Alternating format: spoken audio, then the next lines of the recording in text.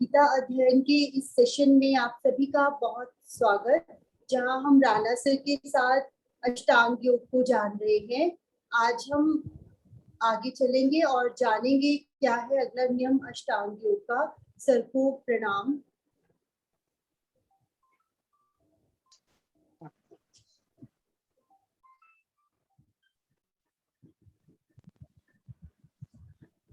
सभी को बहुत बहुत प्रणाम।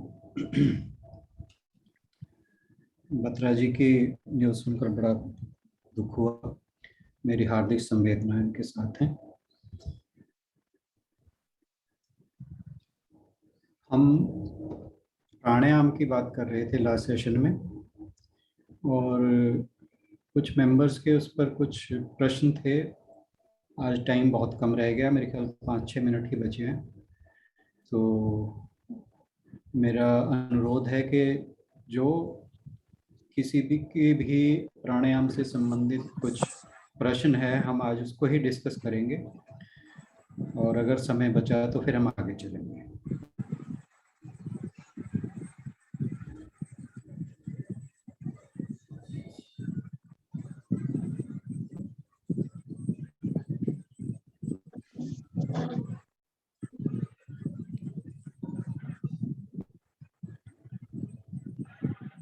लगता है कुछ, मेरे ख्याल उस दिन जो बात हो रही थी शायद आज,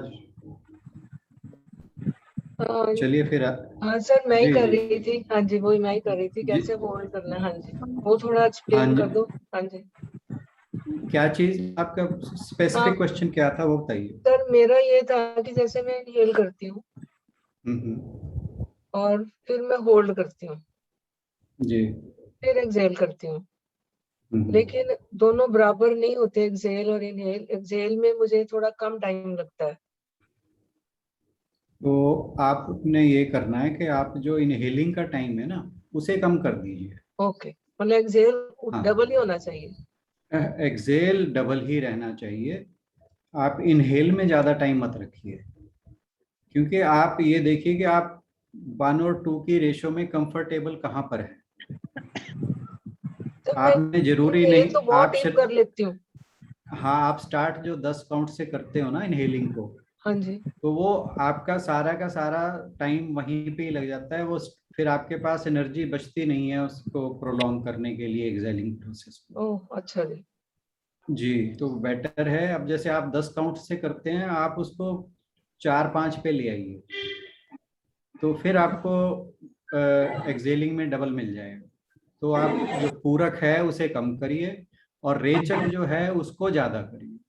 तो जब वहाँ आप पूरक का टाइम कम करेंगे तो रेचक का अपने आप ही बढ़ जाएगा। पर आप ये कोशिश करिए कि जो रेशियो है वो 1:2 की ही रहे। ठीक है। हाँ जी। और फिर जो में सांस रोकना थोड़ा मुश्किल हो जाता है। नहीं, वो प्रैक्टिस से ही आएंगे जी, कोई भी चीज बिना प्रैक्टिस के नहीं। मैंने जो आपको सूत्र बताया ना, सबसे पहले जो स्टार्ट करना है आपने, सबसे पहले आप कुंभ के ऊपर ना जाइए, पहले रेचक और पूरक पे जाओ।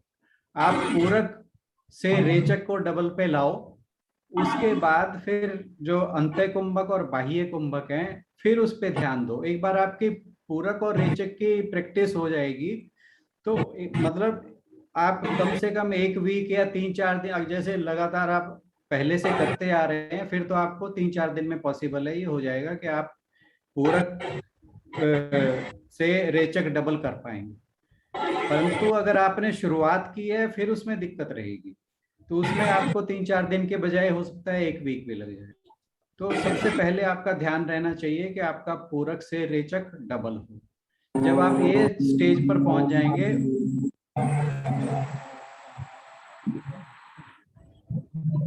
आशु जी, कुसुम मैडम का है अनम्यूट, उससे मुश्किल आ रही है, डिस्टरबेंस आ रही है। कुसुम लता, हाँ जी। हाँ जी, कुसुम लता। हाँ,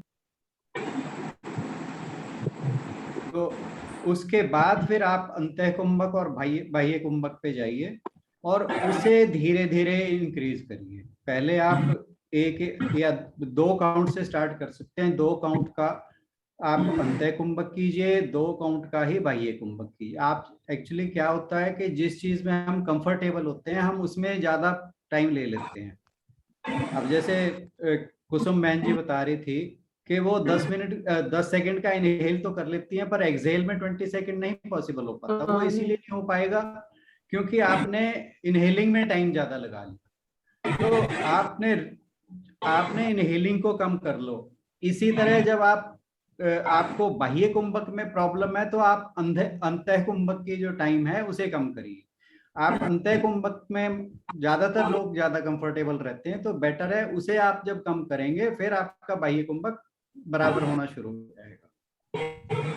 आप एक बार करके देखिए, 3-4 दिन बाद या एक वीक के बाद फिर आप मेरे से डिस्कस करिए कि आपकी सर मैं वैसे रेगुलर आई थिंक 2 साल से कर रही हूँ, रेगुलर 10 मिनट रोज करती हूँ। जी जी। पर जो आपने बताया ना कि ऐसे बंद कर लेना दोनों नॉस्ट्रिल को, हाँ जी, हाँ, तो हाँ मैं जी। ऐसे ही मतलब होल्ड कर लेती थी, बंद नहीं करती बंद थी। कर एक्चुअली क्या है कि बंद करने पे हमें पता रहता है कि हमारी सांस होल्ड है। हाँ मैंने ये कई बार देखा। क्या है, हाँ कई बार क्या होता है जब हम खुला छोड़ देते हैं नॉस्ट्रिल्स को हाँ तो जी, मतलब सूक्ष्म तरीके से सांस आ जा रही होती है। यस, हाँ ये मैंने नोट किया है। हाँ जी, हाँ, पर प्रैक्टिस करोगे, अब जैसे मैं करता हूँ तो मैं इनहेल करके छोड़ देता हूँ, मैं हाथ ही हटा लेता हूँ वहां से, ओह और अच्छा जी। ऐसे एक्सहेल करके भी हाथ उठा लेता हूँ, तो कंफर्टेबली हो जाता है। वो प्रैक्टिस से हो जाएगा। पर आपने 2 साल में बहुत टाइम लगा लिया, आपने वो गलत करते रहे इसलिए आपकी वो आदत बन गई। मैं मतलब ऐसे कर रही हूँ बस, वैसे हाँ होल्ड जी, हाँ, होता है। हाँ, हाँ जी। तो वो समस्या वही है कि आप शुरू से ही इनहेल पे ज्यादा टाइम लगा रही हैं। आप इनहेलिंग का टाइम कम करेंगे तो आपके बाकी चीजें ठीक होती चली और जाएंगी। कुंभक का उससे मीनाक्षी जी ने बताया था कि अगर ब्लड प्रेशर हो तो इंटरनल जो एक्सहेल के बाद लगाते हैं, मुझे बाहरी कुंभक कहते हैं उसे सर, हाँ जी, बाहरी कह लो बाह्य कह लो, एक ही जो बात है, एक्सटर्नल कह लो। अंदर वाला जो अंदर वाला इंटरनल है और जब हम बाहर रोकते हैं तो उसे एक्सटर्नल है। हाँ जी एक्सटर्नल कर हाँ लेती जी। हूँ। इंटरनल ब्लड प्रेशर की अगर शिकायत हो तो नहीं करते। आप उसको एक्चुअली क्या है कि जब हम स्ट्रेन करते हैं ना हाँ फिर जी, हमारे हार्ट और ब्रेन पे असर पड़ेगा। ओह ठीक है सर। हाँ, जब तक आप इस प्रोसेस में कंफर्टेबल रहते हैं आपके हार्ट और ब्रेन पे कोई फर्क नहीं पड़ने वाला। मैं बिल्कुल। इसीलिए पहले दिन जब मैंने सारा कुछ बताया था मैं यही कहा था कि आपने जो भी रेशो रखनी है, आपने जरूरी नहीं, मैंने आपको बताया था कि ऑप्टिमम लेवल जो है वो 4-8-16 का है, परंतु आप 2-4-8 का करोगे तो आप बिल्कुल कंफर्टेबल रहोगे, आपको पता भी नहीं लगेगा और फिर उससे किसी भी चीज की समस्या नहीं रहती। आप जब सीधा ही 4-8-16 पे करोगे तो फिर दिक्कत हो जाएगी। वो आप धीरे धीरे 4-8-16 की स्टेज पे पहुंचने में हो सकता है आपको 2-3 महीने लग जाएं, हो सकता है 6 महीने लग जाएं, पर आपको जल्दी क्या है? कोई जल्दी नहीं। हाँ जी। हाँ, तो आप कंफर्टेबली करें, फिर आपके किसी भी शरीर के किसी भी अंग पे कोई गलत प्रभाव नहीं पड़ता। दिक्कत वहां आती है जब आप स्ट्रेन करते हैं, जब आप एक्स्ट्रा फोर्स लगाते हैं, आप उस चीज को इम्प्लीमेंट करने में एक्स्ट्रा एनर्जी लगाएंगे, फिर आपके ऑर्गन्स पे वो रिफ्लेक्ट होना शुरू हो जाएगा, चाहे वो हार्ट हो चाहे ब्रेन। बहुत हो रही हाँ, है। तो उसमें स्ट्रेन बिल्कुल नहीं करना आपने। तो मुझे ऐसे था कि जितना लंबा लेके जाओ उतना ज्यादा बेनिफिट होता है। नहीं, ऐसा बिल्कुल ऐसी नहीं कोई है, बात नहीं है, फिर ठीक है। बिल्कुल नहीं है। हाँ जी, आप इस भ्रांति को बिल्कुल त्याग दो, इसमें कोई जरूरत फिर नहीं। ठीक है सर। जी जी, जी जी। ठीक है, क्योंकि मैं बहुत डीप लेके जाना शुरू कर दिया था, बहुत डीप चली गई थी, हाँ जी, हाँ, लंबा, हाँ जी, हाँ। कई बार 15 तक नहीं, भी चली डीप डीप ब्रीदिंग बहुत अच्छी है। आप सारा गई। एक्चुअली ऐसे क्या है अनुलोम कि विलोम। हाँ जी, हम अपने सांस के जो प्रक्रिया है उस पे हम अवेयर पूरा दिन में कभी होते ही नहीं। यस वो यस। सिर्फ यही है कि हम बैठ के जब सोचते हैं कि आज हमने अब प्राणायाम करना है, मान लो 5 मिनट के लिए 10 मिनट के लिए, सिर्फ उसी टाइम हम अपनी सांस के लिए अवेयर होते हैं। हाँ जी, हाँ अगर जी। हम मतलब जब भी आपको थोड़ा सा दिमाग खाली हो, अगर हम अपनी सांस पे थोड़ा सा अवेयर होते रहें तो वो सारा दिन प्राणायाम हो सकता है। यस हाँ, हाँ, और बिल्कुल ठीक। डीप ब्रीदिंग करते रहें, स्लो ब्रीदिंग करें, प्राणायाम सारा दिन हो रहा है। तो बजाय हम एक पर्टिकुलर टाइम पे बैठ के स्ट्रेस करें, स्ट्रेन करें अपने बॉडी को, माइंड को या हार्ट को, उससे समस्याएं आएंगी। आप कंफर्टेबली करते रहे, कभी भी करिए सारा दिन आपका प्राणायाम, पर उस जो पर्टिकुलर टाइम पे आप बैठते हैं और इस प्रक्रिया को करते हैं, तब वो रेशोज का थोड़ा ध्यान रख के करें, और ये ध्यान रखें कि आप रेशो मेंटेन करें, ये ना देखें कि कितनी लंबा मैं कर पा रहा हूँ या थैंक कर यू पा सर, रहा ये मेरी भ्रांति दूर जी। करने के लिए थैंक हूँ। यू, जी जी। Thank you very much. और किसी का कोई प्रश्न हो प्लीज? सर, हम जो प्राणायाम है इसके लिए कोई हमें ये तो नहीं है कि इन दिनों में नहीं करना है, मेंस्ट्रुएशन के दिनों में या कुछ ऐसा कुछ? मैम प्लीज आप म्यूट कर लीजिए, आपकी वॉइस ना थोड़ी। Thank you. जो कपाल भाती है ना, कपाल भाती आपको उस साइकिल के अंदर, उस पीरियड के अंदर अवॉइड करनी चाहिए, पर अनुलोम विलोम में नहीं दिक्कत है। जहां तक मैंने जहां जहां पढ़ा है तो उसमें यही है कि आपको कपाल भाती अवॉइड करनी चाहिए, क्योंकि उसका हमारा जो ये क्या नाम है गर्भाशय होता है ना, उसके ऊपर डायरेक्ट इफेक्ट होता है। तो यूट्रस जो है उसमें जब हम कपाल भाती कर रहे होते हैं, यूट्रस के ऊपर इफेक्ट आता है, तो बेटर है उन दिनों में उसको बिल्कुल अवॉइड करें। परंतु जो अनुलोम विलोम है या नाड़ी शोधन है, जिस तरह से मैं जो बता रहा हूँ, उसमें आपको कभी समस्या नहीं आएगी। बाकी आपने हमेशा एक चीज का ध्यान रखना है कि स्ट्रेन बिल्कुल नहीं करना है। तो इसके लिए बेटर हम ये भी सोच सकते हैं कुंभक के हिसाब से हम अपनी बाकी रेशो निकाल लें, अगर जैसा हम जितना देर हम कुंभक कर सकते हैं। एक्चुअली आप स्टार्टिंग में ये काम ना करें। स्टार्टिंग में आप इनहेल और एक्सहेल पे ज्यादा ध्यान दें, फिर जो कुंभक है उसको आप 1 या 2 काउंट से करते करते फिर उसको रेशो पे आए और उसमें टाइम लगाएं। आप उसको हरी अप ना करें, उसको हरी करेंगे तो फिर दिक्कत होगी। उस प्रोसेस को स्लो करके आप सीखें, बजाय उसको एकदम से जल्दी सोचें कि मैं इस स्टेज को जल्दी पा लूं। आप जल्दी कोई जरूरत नहीं। इसमें सर सांस को जो है वो लंग्स में लेना होता है, पेट में?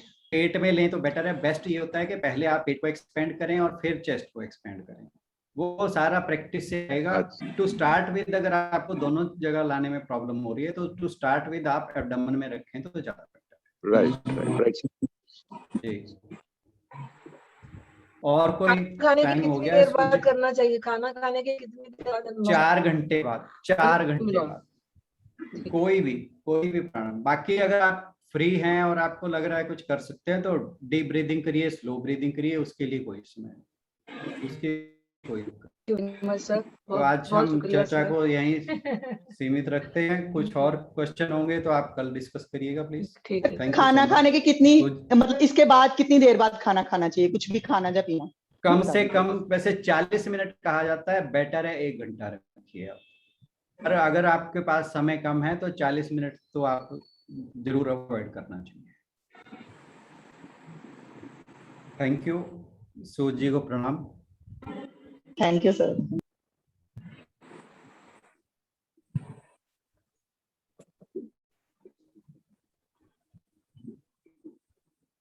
हाँ जी शशि, आगे बढ़ें। हाँ जी, नमस्ते। आप सभी को मेरी ओर से नमस्कार। हम चर्चा कर रहे थे 8वें अध्याय के श्लोक नंबर 12 और 13 की। श्लोक नंबर 13 के अंत में कहा गया है, वह पुरुष परम गति को प्राप्त होता है। हमने परम गति को जाना कि जीते जी परम गति है मन को अवस्था में, स्थिर अवस्था में ले जाना, शांत चित्त हो जाना, ये परम गति होगी।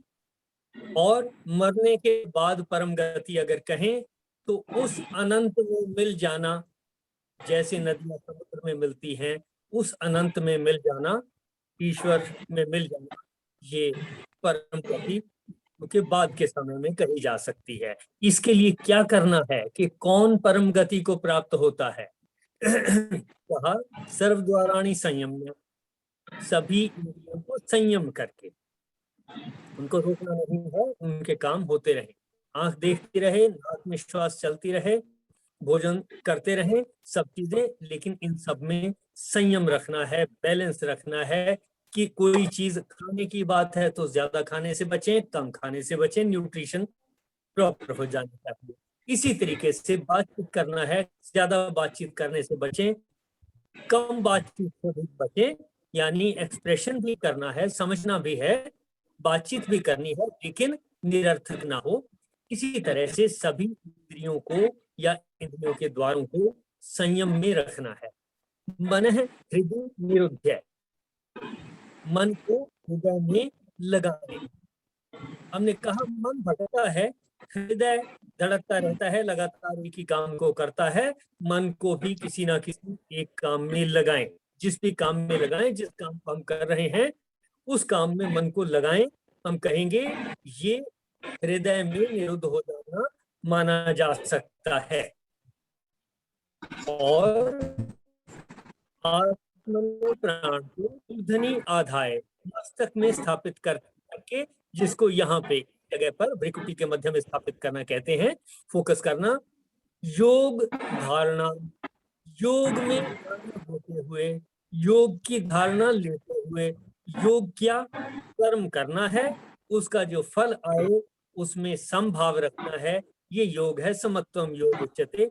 जो इस तरह से पालन करता है और आचरण करता है, कहा है कि ओम ऐसे एक अक्षर रूप ब्रह्म को पालन करता हुआ, यानी कि इन बातों को ध्यान में रखते हुए, ओम का उच्चारण करते हुए, नाम अनुस्मरण मुझे करता है, ध्यान में रखता है। इसको हमने कहा ये जाप से अलग चीज है। जाप की अपनी विशेषता है, उसके अपने गुण हैं। ऐसा नहीं कि जाप करना कोई निरर्थक बात है, जाप अपनी जगह है। लेकिन यहाँ जो कहा गया माम अनुस्मरण, जैसा ये बताया गया, इस तरीके से ओम का उच्चारण करते हुए, इन बातों को ध्यान में रखते हुए, देहम त्यजन प्रयाति, शरीर को त्याग कर जाता है। और अंत में कहा स परमम गतिम याति, वह परम गति को प्राप्त होता है। तो हमने इन चार बातों को समझ लिया कि जो इन चार बातों पे अमल करेगा वो परम गति को प्राप्त होगा। और यहाँ पर जो बात हो रही है वो शरीर को त्यागने के बाद की बात हो रही है। मैंने इसको विस्तार करते हुए कहा कि हमारे शरीर का त्याग पार्शली तो हर रोज हो रहा है। अनंत कोशिकाएं हर रोज मरती हैं, नई कोशिकाएं बनती हैं, पुनर्जन्म होता है। तो हम इस परम गति को जीते जी भी प्राप्त करें तो बहुत ही अच्छा होगा। और जीते जी अगर परम गति प्राप्त हो गई, हम अनंत में शामिल हो गए, तो मरते हुए या मरने के बाद फिर अनंत में शामिल होने से हमें कोई रोक नहीं सकता, ऐसा मेरा मानना है। ये एक्सट्रैपोलेशन है कि कोई कर्व इधर को जा रही है, ऐसा हो रहा है, अब आने वाले अगले समय में ऐसा ही होगा, ऐसा एक्सट्रैपोलेशन वर्ड अंग्रेजी में यूज करते हैं। अब हम आगे चलते हैं।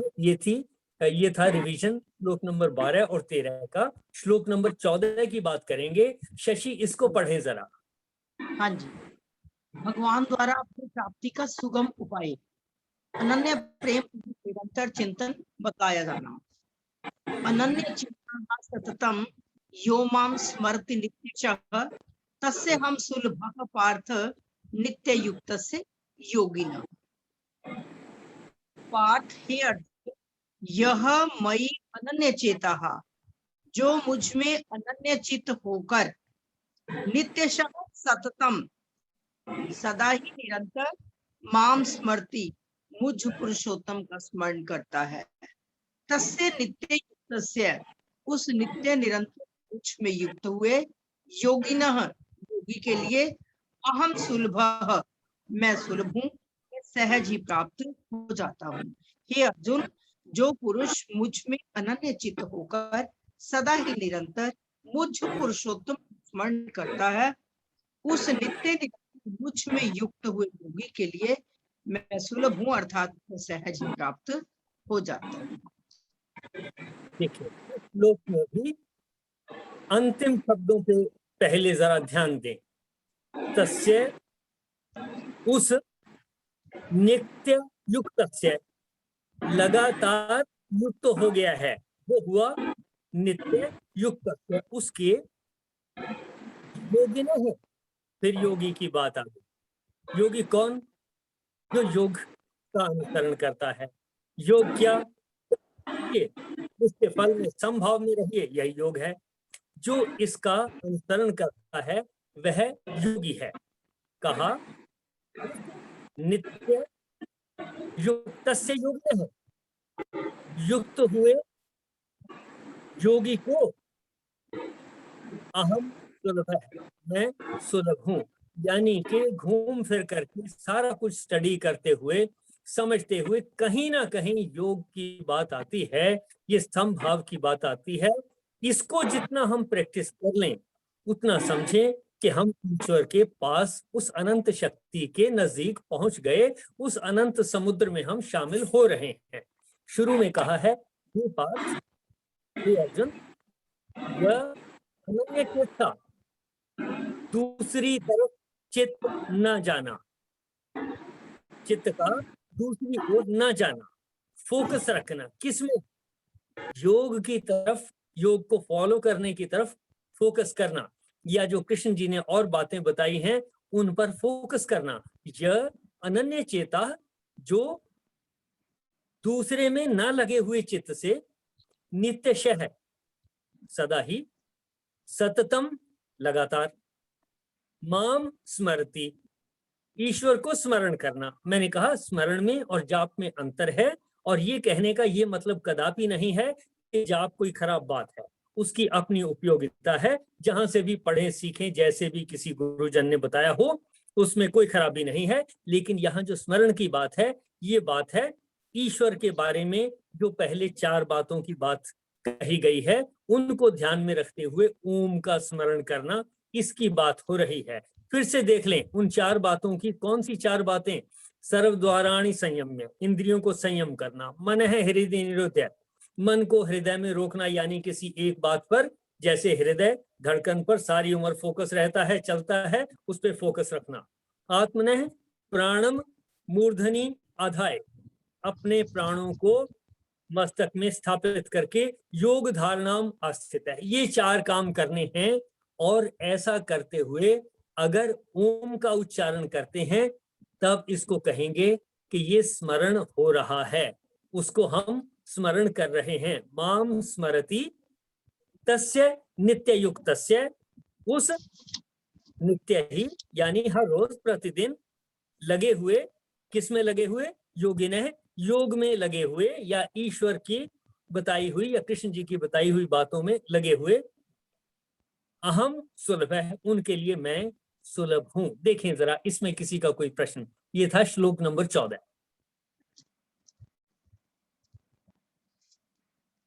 चलिए शशि, इससे अगले श्लोक में चलते हैं।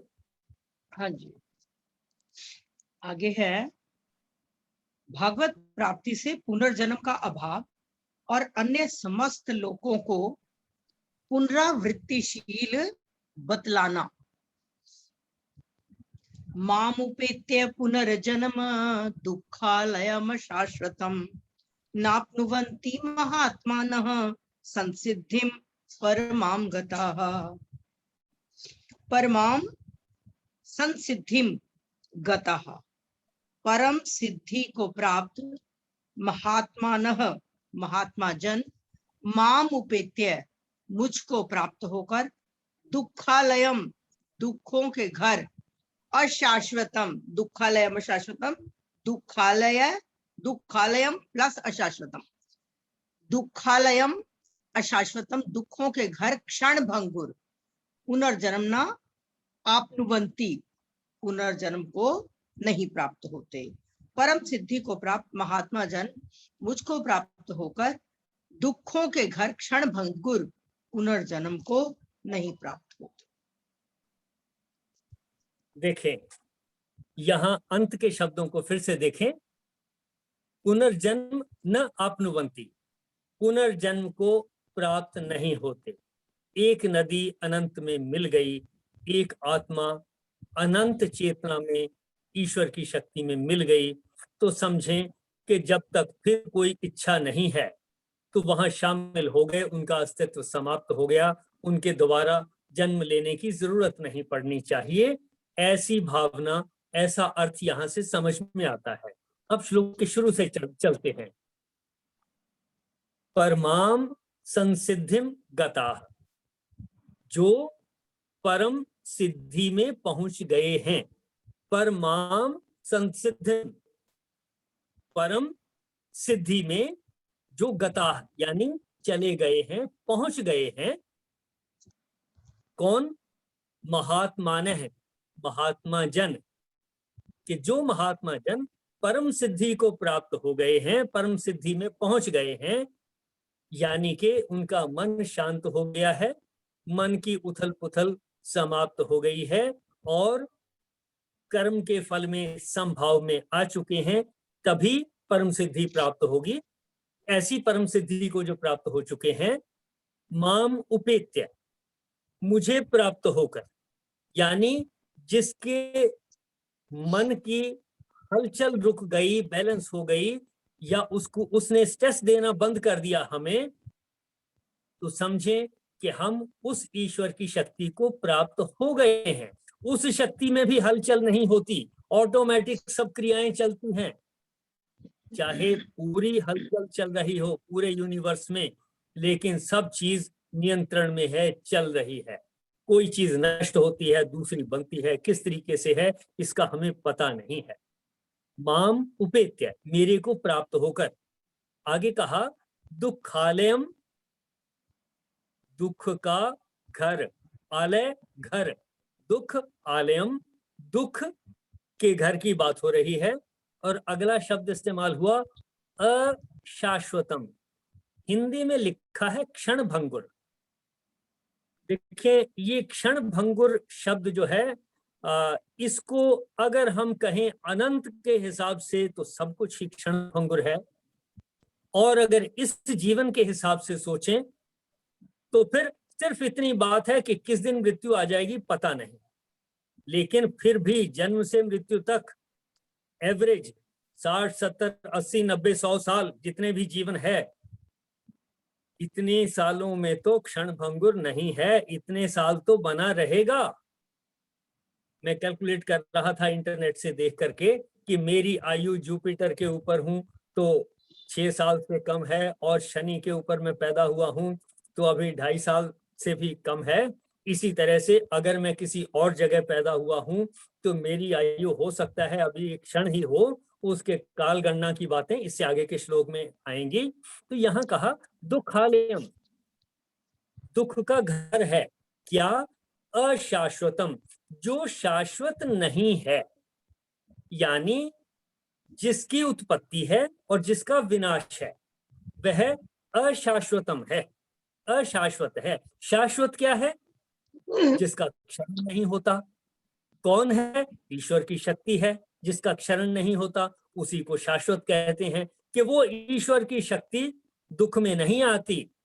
यहां लिखा जो अशाश्वतम है, यानी जिसकी उत्पत्ति है और जिसका विनाश भी होना है, उसको कहा दुखालयम, वो दुख का घर है। यानी कि इस पूरे यूनिवर्स में, यूनिवर्स को छोड़ दें, पृथ्वी पर हम जो जानते हैं, यहां जिसका जन्म हुआ है और जिसकी मृत्यु होनी है, उसको दुख में से गुजरना ही पड़ेगा, दुख का घर है। ये यहां से समझ में आता है। दुखालयम अशाश्वतम, जो भी अशाश्वत है वो दुख का घर है। क्या है? पुनर्जन्म, यानी जिस चीज का पुनर्जन्म होता है, जिसका जन्म होता है, उसकी मृत्यु भी होनी है। और जो इसमें है वो कहीं ना कहीं काल के चक्र में बंधा हुआ है। सूर्य अपनी कक्षा का चक्कर लगाता है, पृथ्वी सूर्य के चारों तरफ चक्कर लगाती है, बाकी के ग्रह उपग्रह अपने हिसाब से जैसे जैसे नियत है वहां चक्कर लगाते हैं।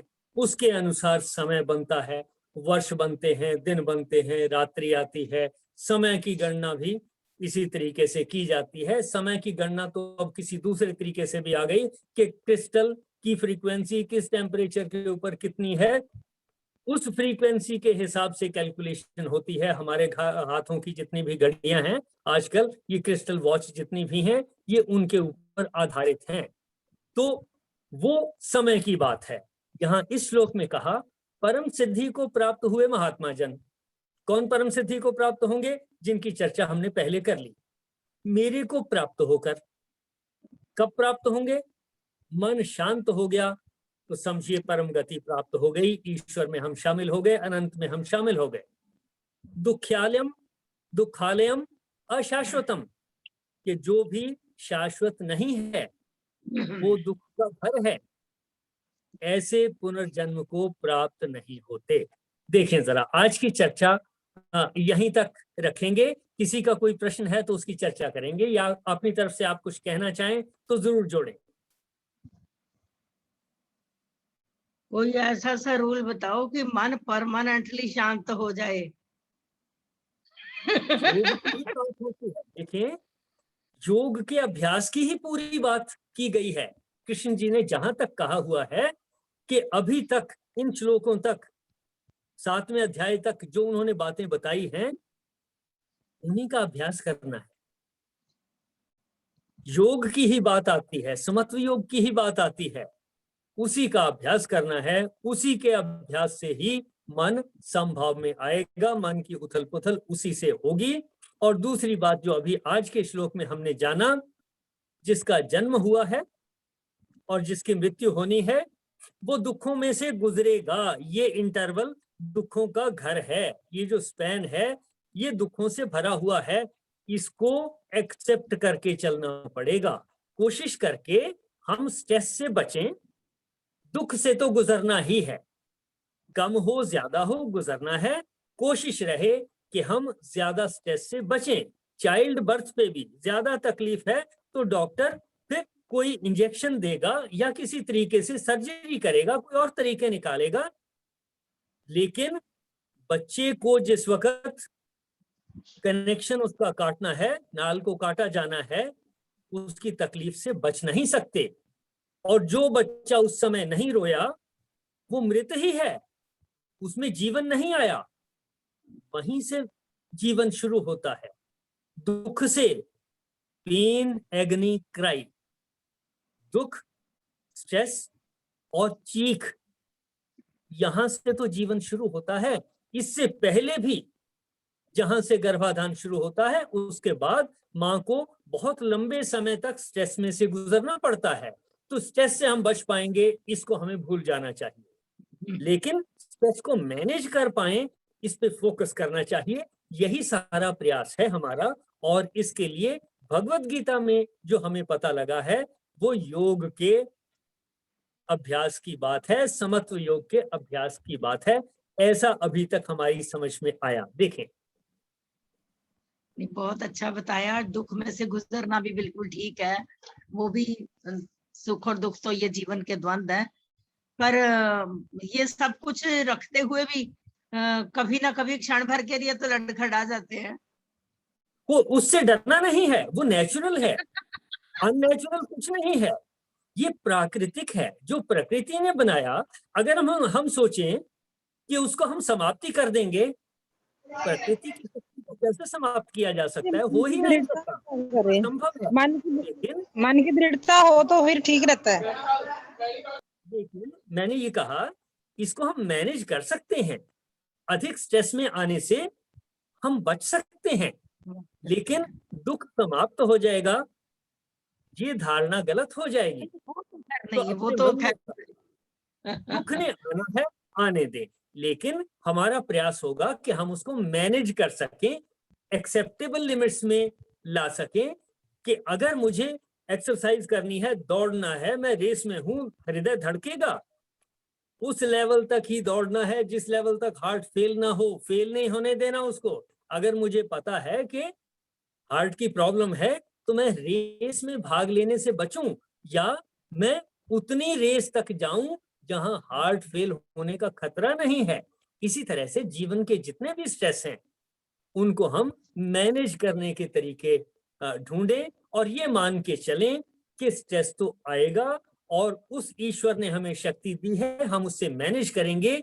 इस उम्मीद को छोड़ देना चाहिए, इस भ्रांति को छोड़ देना चाहिए, इस भ्रम को छोड़ देना चाहिए कि हमारे जीवन में से स्ट्रेस खत्म हो जाएगा, दुख खत्म हो जाएगा, नहीं होगा। सारी उम्र लगे रहेंगे, इस भ्रम में लगे रहेंगे, तो ये एक बड़ी स्ट्रेस होगी कि मेरा स्ट्रेस क्यों नहीं जाता।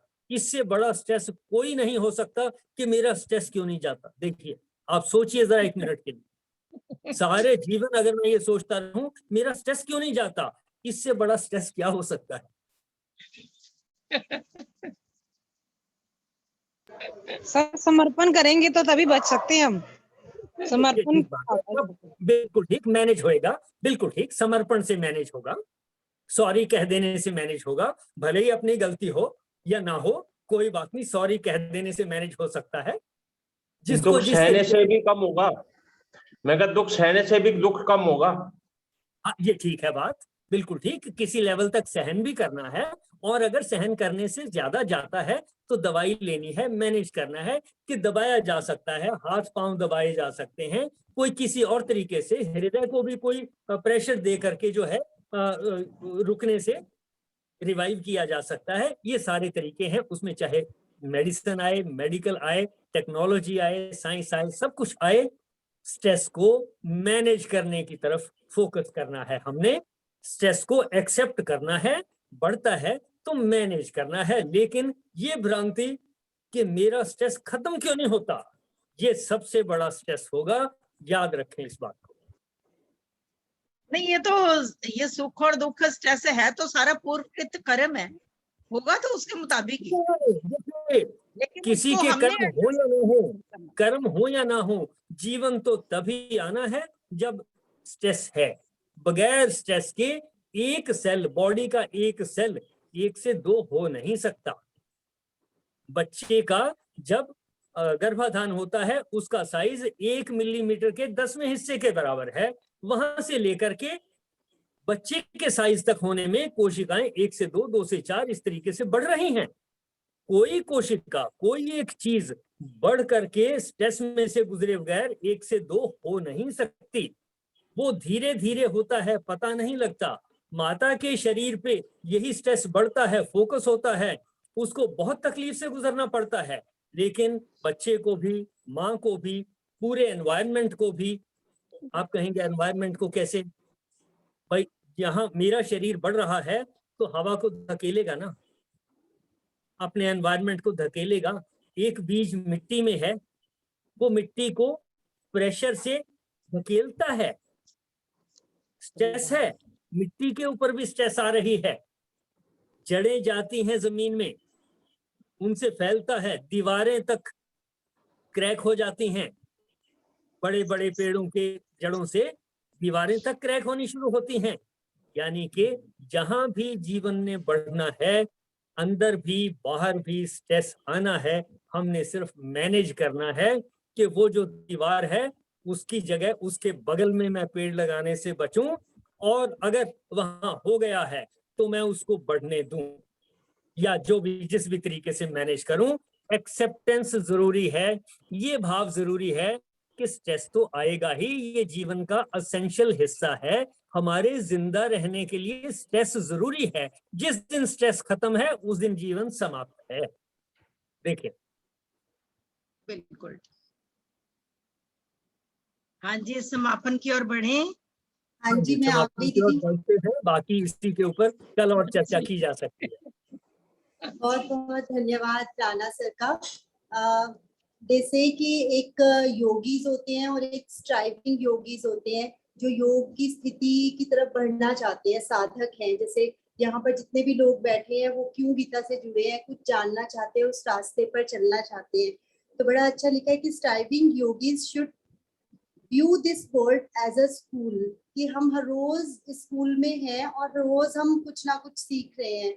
और एक दिन एक आंटी ने शेयर किया था कि जैसे आप बीए की डिग्री लेते हो, 10th करते हो, 12th करते हो, पीएचडी करते हो, तो आपको हर स्टेज पे मेहनत करनी पड़ती है। ऐसे ही ये वाली स्थिति में जाने के लिए भी हमें मेहनत करनी पड़ेगी। जो जितनी मेहनत कर पाएगा वो उतना ही आगे बढ़ पाएगा। बहुत अच्छे से सर ने आज हमें ये समझाया। अब सबकी अपनी अपनी इच्छा है कि उसने डिप्लोमा लेना है, ग्रेजुएशन करना है, पीएचडी करना है, क्या करना है, और उसके लिए उतनी ही मेहनत तो जब बीए भी करते हैं, कोई भी सब्जेक्ट पढ़ते हैं तो पूरा हर तरफ से ध्यान हटा कर पूरा फोकस करना पड़ता है अपनी पढ़ाई पे, ऐसे ही इसमें है। और फिर वो सारी चीजें शायद जो तंग कर रही हैं छोटी छोटी, वो परेशान करना बंद कर देंगे जब हमारे सामने एक एम होगा। सर ने बहुत अच्छे से आज समझाया, सर का बहुत बहुत शुक्रिया। पिछले 2-3 दिन में रक्षाबंधन की वजह से बिजी रही और क्लासेस नहीं प्रॉपर्ली लगा पाई, उसके लिए आप सभी से क्षमा याचना। आज बत्रा सर ने ज्वाइन किया हुआ है, बत्रा सर भी 2 शब्द बाद में जरूर कहें। उससे पहले दीदी से निवेदन की समापन की ओर बढ़ें। सर्वे भवन्तु सुखिनः, सर्वे सन्तु निरामया, सर्वे भद्राणि पश्यन्तु, मा कश्चित् दुःखभाग् भवेत्, मा कश्चित् दुःखभाग् भवेत्।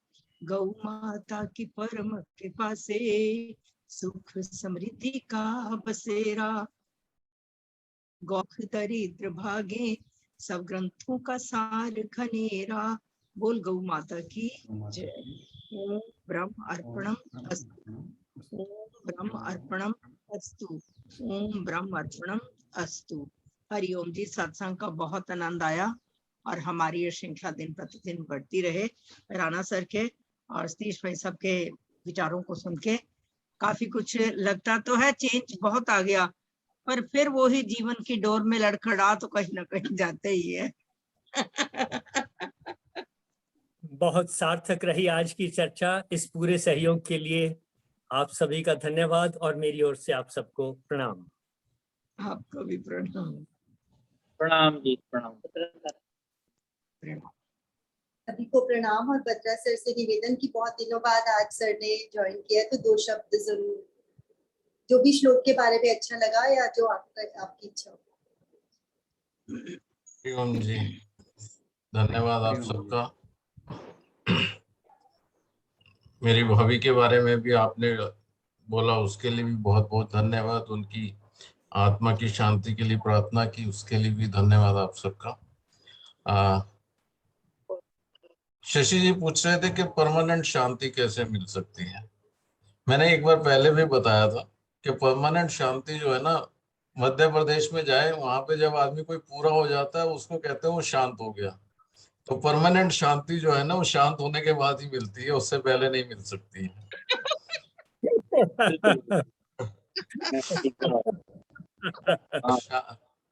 सुरसा बता रहे थे कि कई बार इस चीज की भी टेंशन होती है कि बहुत सारी टेंशन है, इतनी सारी टेंशन क्यों है।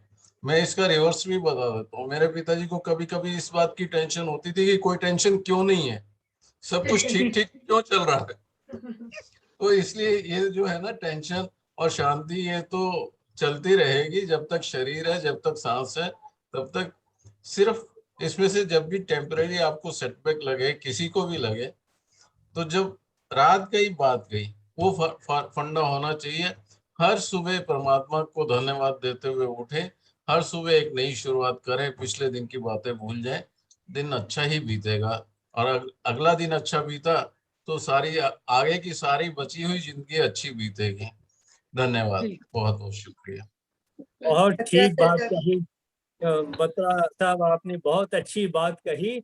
यही तो है कि भाई अंतिम समय समझ लेंगे, रात को सो रहे हैं तो एक जीवन खत्म हुआ, अगले दिन नया जीवन, नया जन्म शुरू हो रहा है। बिल्कुल ठीक, बिल्कुल ठीक। बत्रा सर का बहुत बहुत शुक्रिया। आपके बिना हमारा ये ग्रुप बिल्कुल अधूरा हो जाता है, आप आते हैं तो रौनक आ जाती है। Thank you sir. सभी को ये अभी को क्या हुआ था? बत्रा सारी को ये भाते ये सबसे ज्यादा, चाहे जैसे भी कटे। सर आपकी भाभी को क्या हुआ था? कोरोना की वजह से हुआ या वैसे? नहीं, she was not well for last 3 years.